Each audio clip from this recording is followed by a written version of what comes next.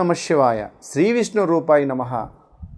మీ ఇంట్లో ధనం బాగా నిలబడాలి, ఎటువంటి ఇబ్బంది, ఇంట్లో ఎవరికి ఆరోగ్య సమస్యలు ఉండకూడదు, మీరు సంతోషంగా సుభిక్షంగా ఉండాలి అని మీరు అనుకుంటే నేను చెప్పే ఈ చిన్నపాటి క్రతువు మీరు ఫాలో చేస్తే మీకు ఎలాంటి ఇబ్బంది ఉండదు.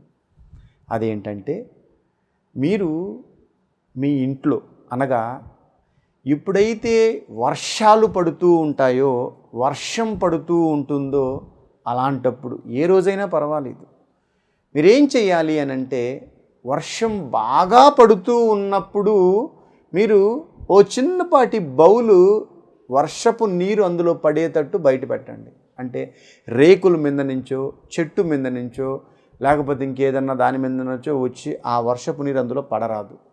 మీరు ఎక్కడైతే ఆ పాత్ర పెట్టి ఉన్నారో ఆకాశపు నీరు డైరెక్ట్గా వచ్చి ఆ పాత్రలోనే పడాలి.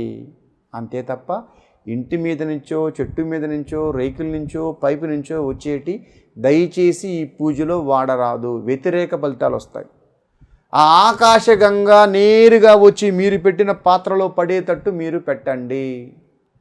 ఎక్కడైతే మీరు ఆకాశం నుంచి డైరెక్ట్గా వచ్చే నీళ్లు ఓ పాత్రలో పట్టున్నారో ఆ పాత్రలో పట్టి మీరు జాగ్రత్తగా పూజా మందిరంలోకి తెచ్చుకొని ఓ రాగి చెంబు శుభ్రంగా కడిగి దానికి చందనం పూసి కుంకుమ బొట్టు పెట్టి కేవలం ఆ రాగి పాత్రలో కొద్దిగా పచ్చకర్పూరం మాత్రమే వేయాలి.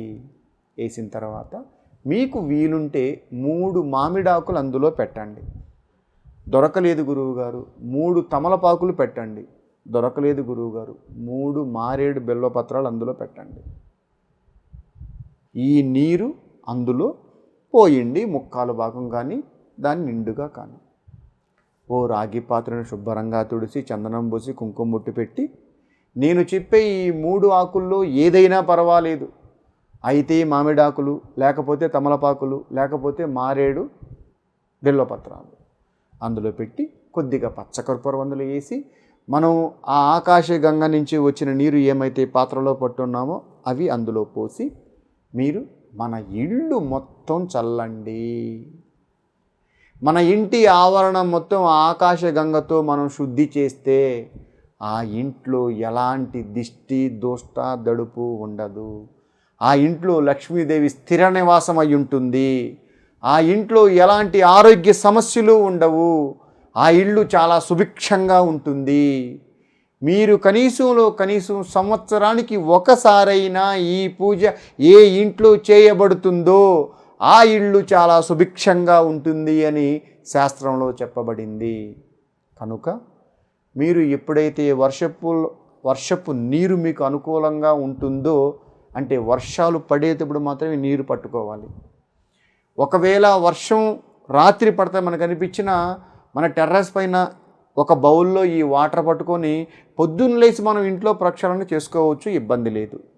అలా ఎప్పుడైనా సరే మీరు సంవత్సరానికి ఒక్కరోజైనా సరే ఈ విధంగా వర్షానికి వచ్చిన నీరుని మనం పట్టి కేవలం అందులో ఏమీ కలపకూడదు, కేవలం పచ్చకర్పూరం మాత్రమే వేయాలి.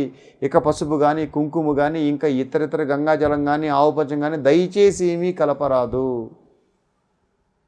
కేవలం ఆకాశం మీద నుంచి వచ్చి పడ్డ మీ బౌల్లో వాటర్లో ఓ రాగి పాత్రలో పచ్చకర్పూరంలో ఈ నీరు పోసి కొద్దిగా పచ్చకర్పూరం అందులో వేసి నేను చెప్పిన ఈ 3 ఆకుల్లో ఏ 3 ఆకులైనా పర్వాలేదు 3 ఆకులు కలిపి తీసుకోవాలి. అనగా మామిడాకులు అయితే 3, తమలపాకులు అయితే 3, మారేడు దళం అయితే 3, ఏ ఆకులైనా ఒక రకం 3 ఉండాలి. తీసుకొని మొత్తం చల్లేసి మిగతా నీళ్లు ఓ చెట్టు మొదట్లో పోసేయండి.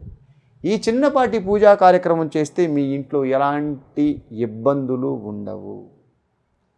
కృష్ణ.